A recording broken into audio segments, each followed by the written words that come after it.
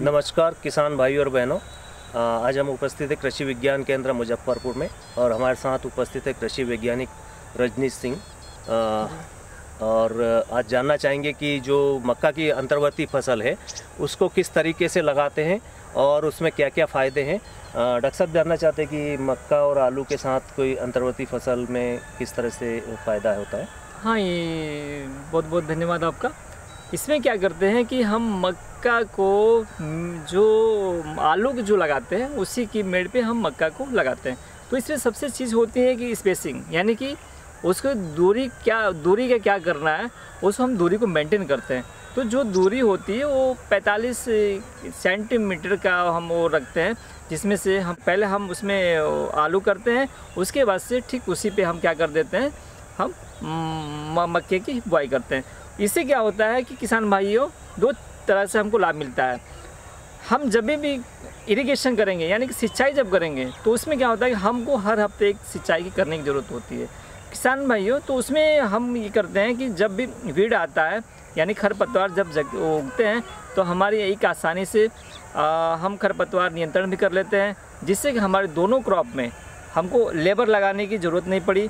एक तो ज़्यादा पानी की भी आवश्यकता नहीं लगेगी, हमारे साथ साथ मक्का के आलू के साथ साथ मक्का को भी इरिगेशन हो जाएगा, जिससे किसान भाइयों कि ये कहीं ना कहीं एक हमारे इनकम में इजाफा करने का काम करता है। डॉक्टर साहब, इसमें जो आलू और मक्का आपने बताया, तो इसमें क्या दूरी जो मक्का की रखते हैं वही रखते हैं या बुआई की जो दूरी है पंक्ति से पंक्ति और पौधे से पौधे की दूरी क्या होना चाहिए दोनों के बीच में? दोनों की जो दूरी का आपने क्वेश्चन बहुत सही कहा कि इसमें हम सबसे ज़रूरी चीज़ है कि हम इसकी स्पेसिंग को, जगह को हम मेंटेन करते हैं।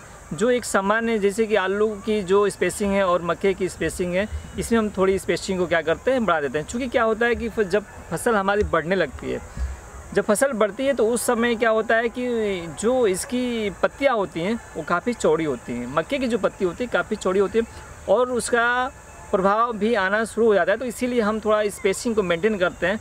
वो 45 सेंटीमीटर का उसको करते हैं और 18 का उसको कर देते हैं, जिससे कि हम कुछ उस दोनों की दूरियों को हम मेंटेन करते हैं, जिससे कि न तो उसका इफ़ेक्ट, उसका जो छाए का जो इफेक्ट आता है उस पर ना पड़े और दोनों क्रॉप हमारे आसानी से ग्रो कर सकती हैं। ठीक है डॉक्टर साहब, आपने बताना चाहा कि जो सामान्य तौर पर जो मक्का की बुआई की दूरी रखते हैं उससे बढ़ा के ही बुआई करेंगे। कभी आप बता रहे हैं कि बढ़ा के हो सकता है 26 इंच तक उसकी बढ़ाई मतलब वो करते हैं।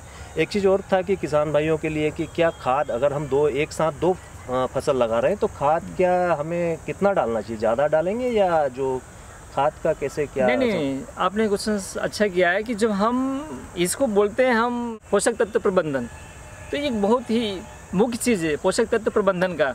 हमको क्या करना है कि जो हम खाद दे रहे हैं, यानी कि जो आलू के लिए जो खाद दे रहे हैं, हमको अलग से हमको उसकी खाद देने की ज़्यादा आवश्यकता नहीं होती है, जिससे कि कहीं ना कहीं एक हमारी खाद को भी प्रबंध करने में ये जो इंटरक्रॉपिंग है वो मदद करता है। तो इसमें हमारी जो खाद डालते हैं वो खाद में भी जैसे कि जो रेशियो होता है 120 60 40 का, ठीक है, तो उसका भी वही रेशियो, इसका भी वही रेशियो। तो उस रेशियो को कहीं ना कहीं कम कर देता है।